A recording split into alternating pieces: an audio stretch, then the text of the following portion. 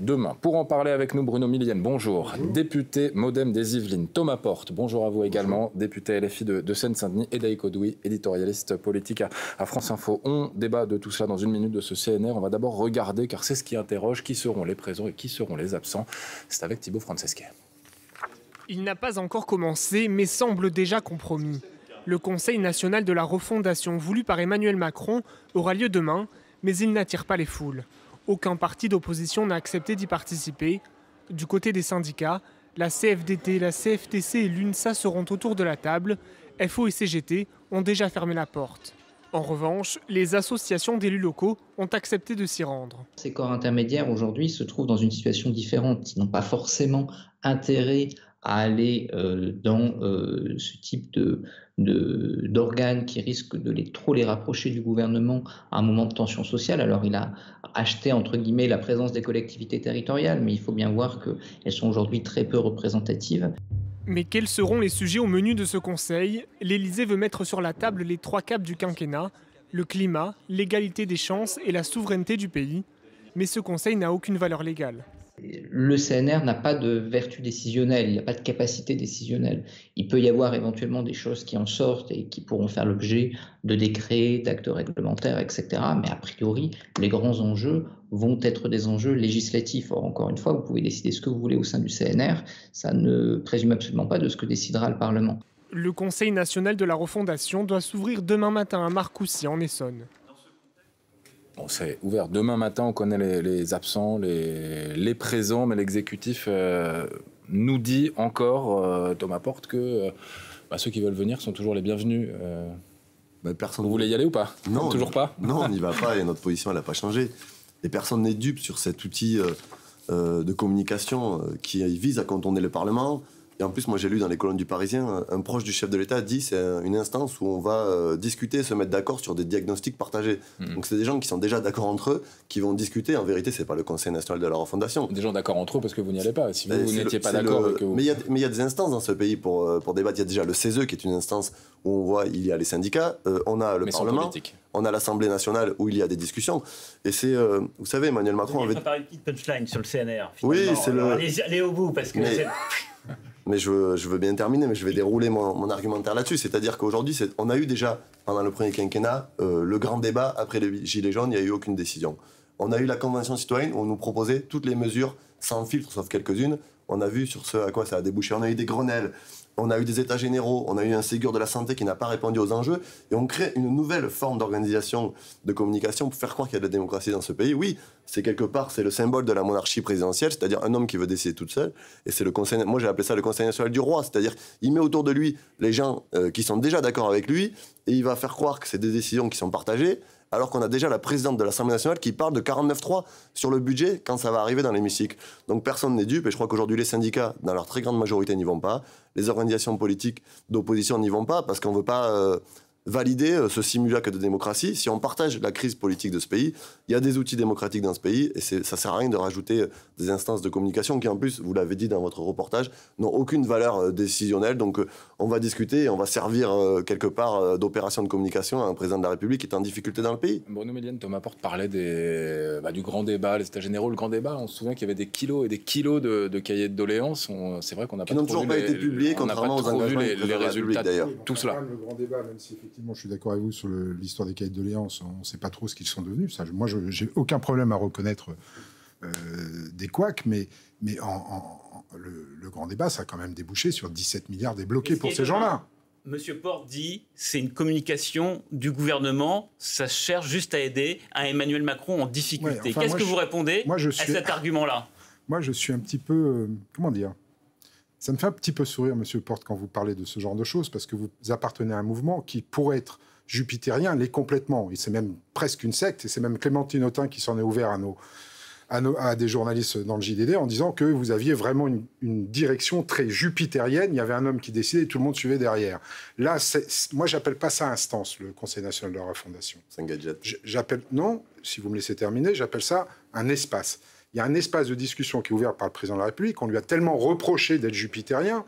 Moi, je trouve que la politique de la chaise vide, c'est la pire des politiques. Alors, de la part de la France insoumise, je ne m'attendais pas à ce qu'ils viennent, je vous dis franchement. Mais quand je vois nos collègues des Républicains qui ferment aussi la porte, alors que, franchement, de ce Conseil national de la refondation peut sortir peut-être des idées. C'est une vue à long terme de ce que va être notre société demain.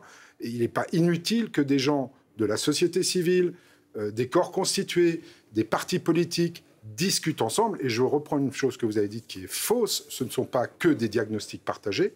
C'est pour arriver. C'est un projet chef de l'État dans les colonnes du Parisien. C'est pour arriver justement à un diagnostic partagé entre des gens qui ne partagent pas le même diagnostic aujourd'hui. Il y a un cadre national qui a été élu par les citoyens. Ça ne retire rien à l'Assemblée nationale. Ne mélangez pas les choses. C'est vous qui mélangez les choses. Non. C'est vous qui les mélangez là pour l'instant. C'est un espace de réflexion sur le long terme, sur ce que risque d'être notre vie demain. Et vous le voyez bien, on est à l'aube d'un énorme bouleversement.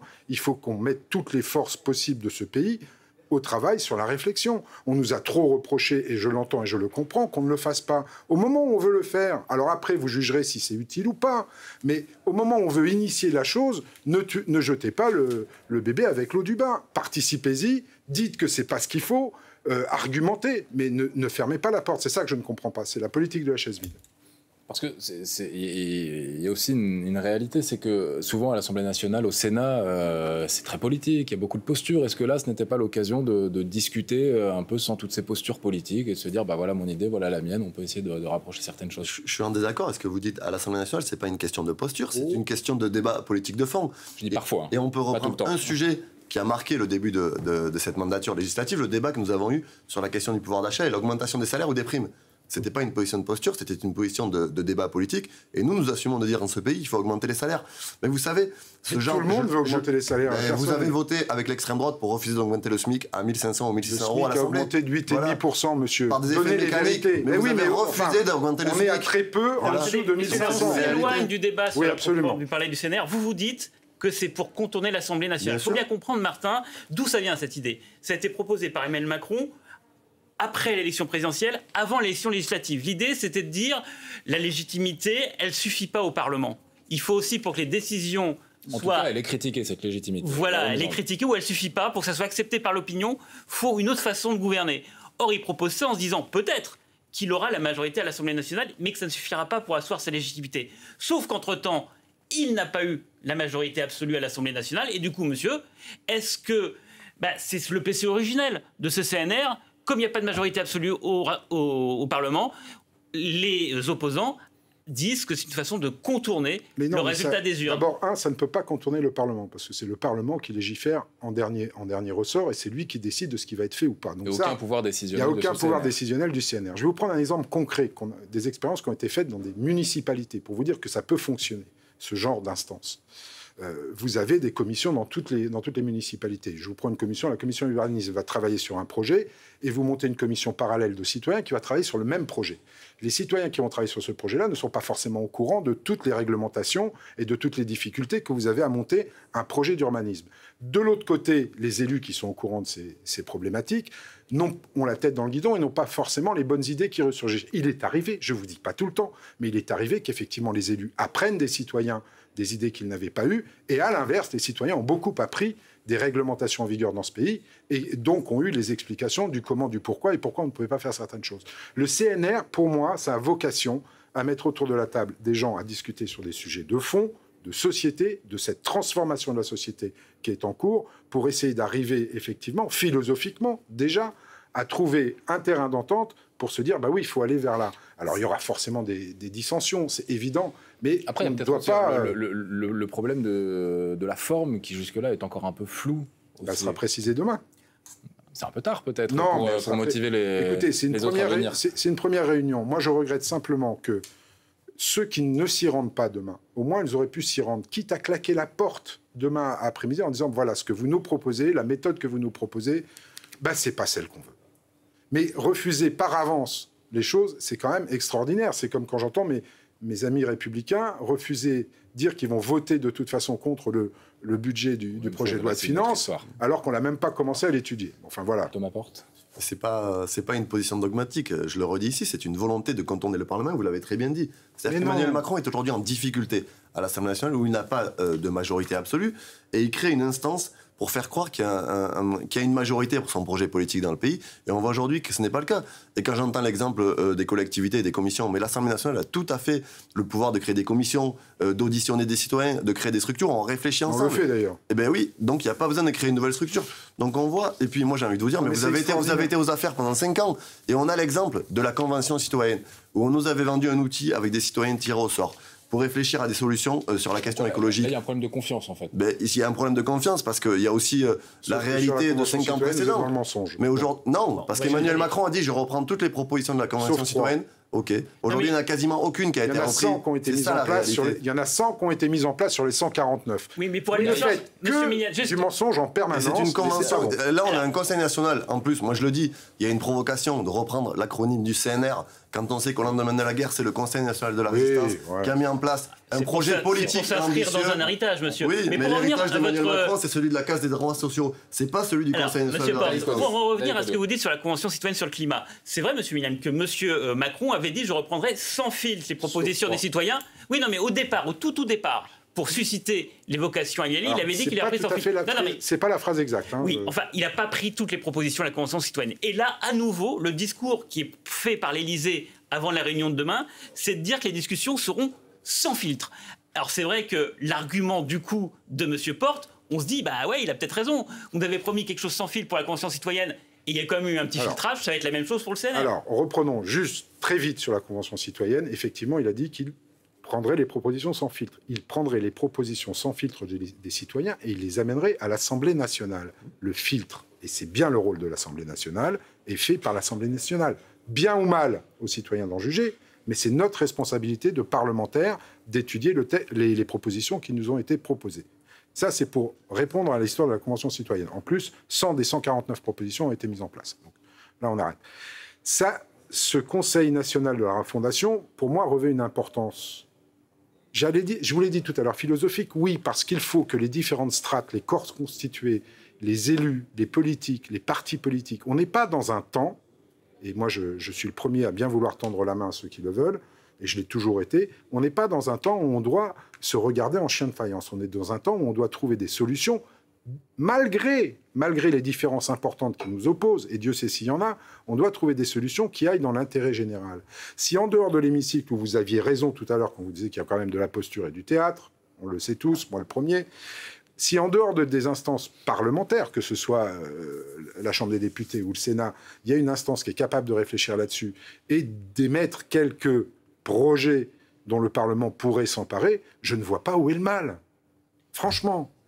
C'est un outil de communication qui est vide. En plus, on voit dans la forme, c'est-à-dire qu'on convoque un Conseil national de la refondation, dont vous l'avez dit, on ne connaît pas l'ordre du jour, on ne sait pas qui va s'exprimer. Si on connaît l'ordre du jour et on sait qui va s'exprimer. Oui, mais ça a été annoncé hier. Oui, hier, la veille. Oui. Donc comment voulez-vous qu'il y ait des organisations, je pense aux syndicats par exemple, qui puissent se prononcer 24 heures avant sur l'ordre du jour. Et je dis une chose, c'est aussi une instance où Emmanuel Macron va venir faire sa grande introduction, prêcher la bonne parole. Et je le dis, c'est un outil qui est au service de la communication d'un président de la République qui est en difficulté dans ce pays, qui n'a pas de majorité politique dans le pays. Et le fait que les Républicains, par exemple, ne participent pas à ce Conseil national, ça traduit aujourd'hui la symbolique de ce pouvoir présidentiel qui est totalement isolé dans le pays. Non, mais de quoi les oppositions républicaines, toutes les oppositions, qu'est-ce qu'elles craignent avec ce Conseil national de la refondation? Elles n'ont rien à craindre de ce Conseil national de la refondation. Aujourd'hui, une institution démocratique, l'Assemblée qui a été élue par des citoyens. L'Assemblée n'est pas mise en cause. Encore une fois, arrêtez de proférer en permanence des mensonges. Le Conseil national de la refondation prépare la réforme des retraites. Tout le monde le sait. Mais non, c'est pas vrai. Tout le monde le sait. Vous êtes dans les contre-vérités en permanence. C'est épuisant pour nous, à chaque fois, de contrer vos contre-vérités. Ce n'est pas le but du Conseil national de la refondation, encore une fois. Donc, au moins participer à la création de ce que certains d'entre vous appellent ce machin, que moi j'appelle le Conseil national de la refondation, et puis au moins à l'issue de la première réunion, vous en tirez les conséquences. Moi je préfère 100 fois l'attitude assez intelligente, et il s'est exprimé là-dessus, de Laurent Berger, en disant, bon, je ne suis pas un chaud partisan de ce Conseil national de la refondation, mais j'irai à sa création pour voir ce qu'on peut y faire. Enfin, cette idée de jeter le bébé avec l'eau du bain avant qu'on ait commencé les moindres travaux, mais insupportable. D'ailleurs, on a beaucoup parlé de flou de ce CNR. À l'Élysée, on est plutôt conscient de tout cela, de cette critique? Oui, on est conscient de deux critiques. De dire, tout le monde se met ensemble pour discuter d'un diagnostic, mais les constats, on les a déjà. Et ça, l'Élysée en est conscient, dit qu'il faut travailler sur l'aval, que l'amont ça va, en France, ça fonctionne, mais que là où il y a des blocages politiques, c'est sur la mise en œuvre des politiques, et que le CNR doit aider à cela, y compris par des déclinaisons au niveau de chaque territoire, une fois que les grands axes seront définis, par exemple, à l'issue de la réunion de demain, réunion territoriale où là, des citoyens pourraient y participer, et non pas leurs représentants comme demain, plus sous une forme un peu comme une convention citoyenne. Le deuxième reproche qui est fait, c'est de dire, c'est une instance en plus, qu'il y a déjà eu le grand débat, qu'il y a déjà eu la Convention citoyenne, qu'il y a le CESE, quand même, le Conseil économique, social et environnemental. Et le Césaire en territoire. Et le Césaire en territoire. Et là, l'Élysée aussi dit qu'elle en est conscient, mais que c'est une forme de maturation politique, ce CNR, que ça vient parachever un petit peu toutes les expériences précédentes qui ont eu lieu pendant le quinquennat. En tout cas, c'est l'argument de l'Élysée. Bon, merci à tous les trois. L'ouverture, c'est demain 9h30 à Marcoussis, donc sur les terres de rugby, où j'imagine que l'idée était d'être au-dessus de la mêlée, mais bon, voilà. On verra ce que ça donne. La mêlée et collectif, voilà, c'était l'idée aussi de mettre en valeur le collectif. Et on aura évidemment l'occasion d'en reparler sur France Info. Merci Bruno Millienne, merci Thomas Porte d'être venu sur France Info 1.